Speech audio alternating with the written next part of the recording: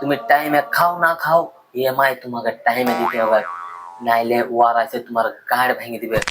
তোমাকে ডেট দিয়েছিল 5 তারিখে, বলেছিল যে 10 তারিখ হলেও চলবে, কিন্তু 6 তারিখে তোমার ঘর দুয়ারে দাঁড়িয়ে দেবে।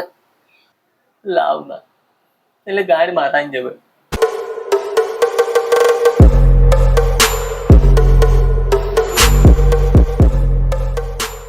তো কে যারা ভ্যালু ইএমআই মানে জানো, ইএমআই মানে হচ্ছে ভাই যে তোমার জীবনটা তোমার থাকে নাই, ওইটা হয়ে যায় ব্যাংক বালার। আর কি বলবো তোমাদেরকে, মানে ওরা জীবনটা ওরা সারা দিন রাত, মানে পুরো 1 মাস তুমি ঝাঁকে মেহনত করবে, ঝাঁকে গাঁড় ভাড়া কাজ করবে, কিন্তু মাসের শেষে ব্যাংক ভাড়া কাটে নিয়ে চলেছে।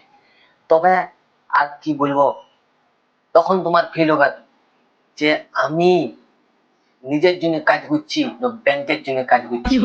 ইএমআই ইএমআই যারা নিয়েছে তারা বুঝে, আর তারা বুঝতে পারছে।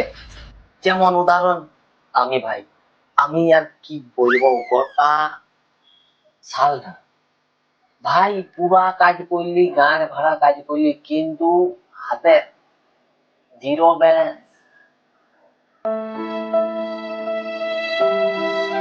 একদম জিরো, হাত খালি।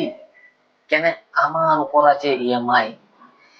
তুমি টাইমে খাও না খাও, ইএমআই তোমাকে টাইমে দিতে হবে, নাইলে ওয়ার আছে তোমার গাড় ভেঙে দিবে। তবে ইএমআই থেকে বাঁচবা কোনো উপায় নেই। নিয়ে যখন ফেলেছিল ওরা শোধ করতে হবে, নাহলে গাড় মারি দিল তোমার। তো আবার কি বলবো, ওয়াদের ব্যাপারে, মানে তোমাকে যখন লিবার সময় ভাই, লিবার সময় এমন এমন কথা বলবে, এমন এমন বুঝাবে যে তোমার থেকে বড় লোক কেউ নাই। তুমি তখন ভাববে যে আম্বানি, টাটা, বিড়লা যা কিছু আছে যাবতীয় লোক, ওরা আমার জন্য কিছুই লই। ওদের ও গরিব মনে হবে তোমার, মানে এমন তোমাকে ব্যাংক বালা বুঝাবে কাছে নিয়ে।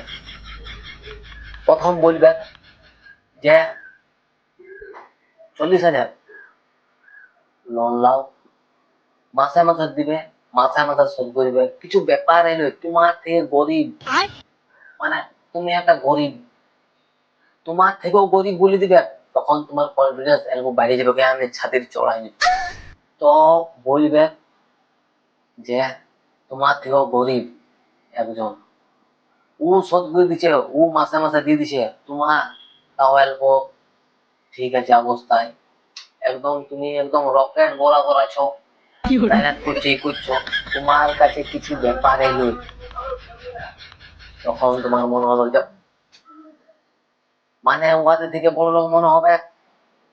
তারপর তোমাকে ব্রহ্মাস্ত্র ছেড়ে আরো বলবে যে তোমার কোনো চাপ নাই, তুমি মাসে ডেট তোমার 5 তারিখ, তুমি 10 তারিখও দিতে পারো, ঠিক আছে। মানে এমন এমন স্কিম বলবে যে তুমি মরে যাও যদি, তোমার ব্যাংকে এত টাকা ঢুকিয়ে দিবে, মানে আমরা ঢুকাই দিব খুদ। তুমি লাভ একবার আমার সঙ্গে দেখো, তোমার লাইফটা একদম হাসি খুশি থাকবে। তারপরে ভাই 1 মাস না হইতে হতেই তোমার গায়ে বাঁচতে যখন চলে আসে। তোমাকে ডেট দিয়েছিল 5 তারিখে, বলেছিল যে 10 তারিখ হলেও চলবে, কিন্তু 6 তারিখে তোমার ঘর দুয়ারে দাঁড়িয়ে দিবে। বললো পয়সা না দিলে বাবু আমি যাবো না। পয়সা আলাদা এখনই লাগবে, নাহলে তোমার গাড়ি মারা যাবে।